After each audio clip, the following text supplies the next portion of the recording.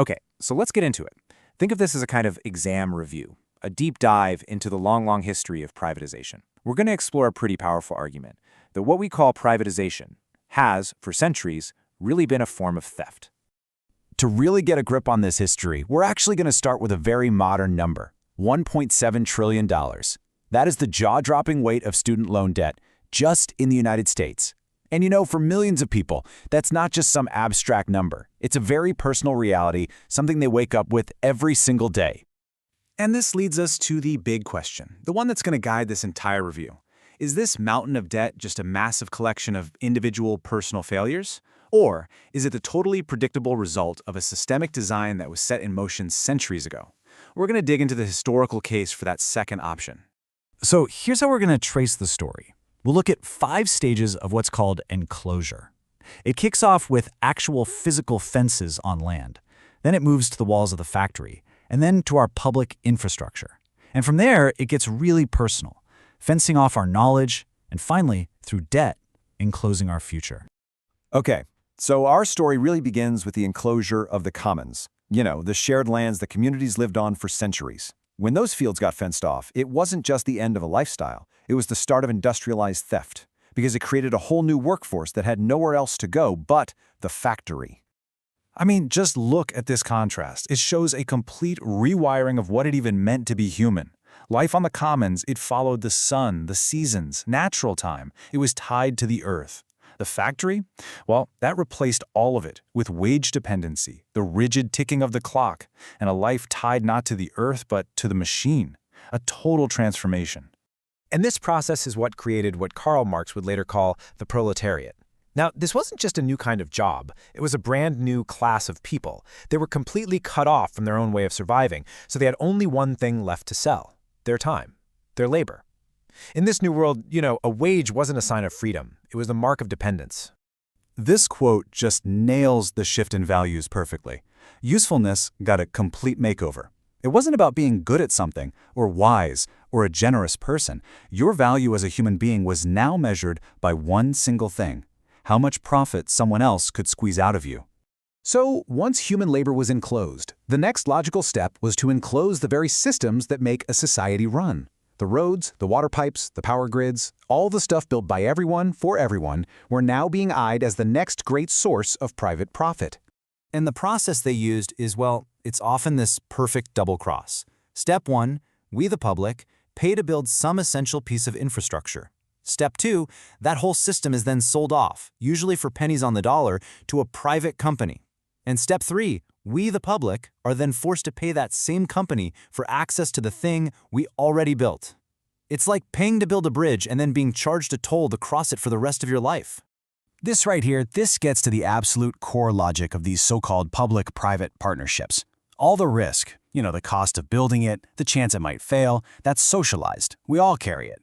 But the reward, the steady, long-term profits, that gets privatized, harvested by just a handful of people.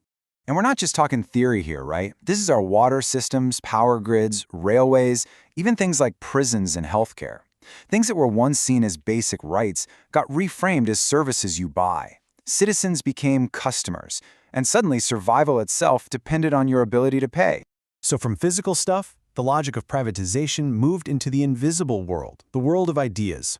This next stage of enclosure was all about putting up fences around thought itself. It was about owning culture and knowledge that before had belonged to everyone, or really to no one. And you see this everywhere today.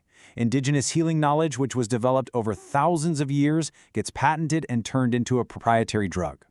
Farmers get sued by massive corporations for doing what they've always done, saving seeds.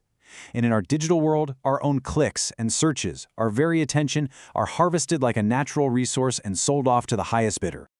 This is the fundamental business model of what some people call surveillance capitalism.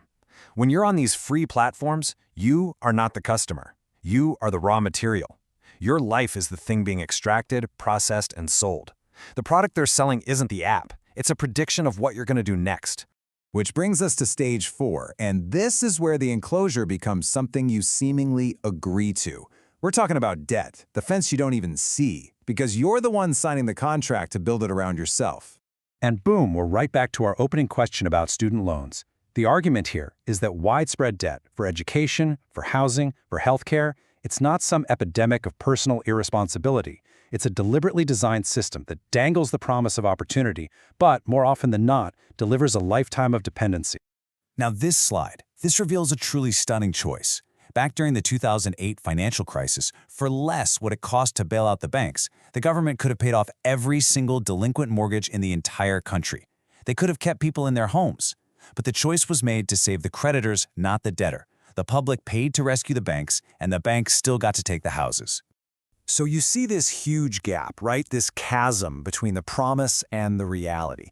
Debt is sold to us as the key to opportunity, to a better life. But in a system where wages are stuck and costs are soaring, it often ends up being a trap. And that choice to take on debt, well, it becomes a simple necessity just to survive.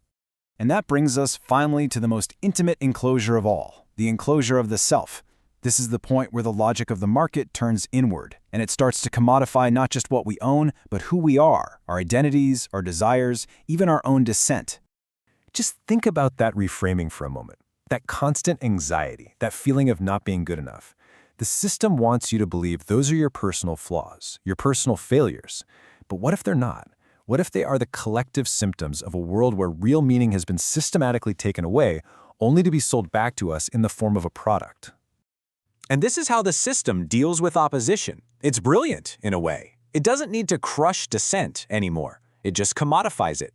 The spirit of punk rock is used to sell a designer jacket. The revolutionary fire of early hip-hop is used to sell soda. The very act of rebellion becomes just another brand that you can buy.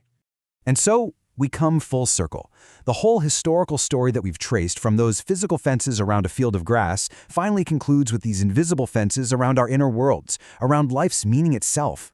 Which leaves us with one last question. For this exam review, yeah, but really, for ourselves. After centuries of this process, what's even left? What parts of our lives, of our communities, of our world were never, ever meant to have a price tag? And what would it take to reclaim them?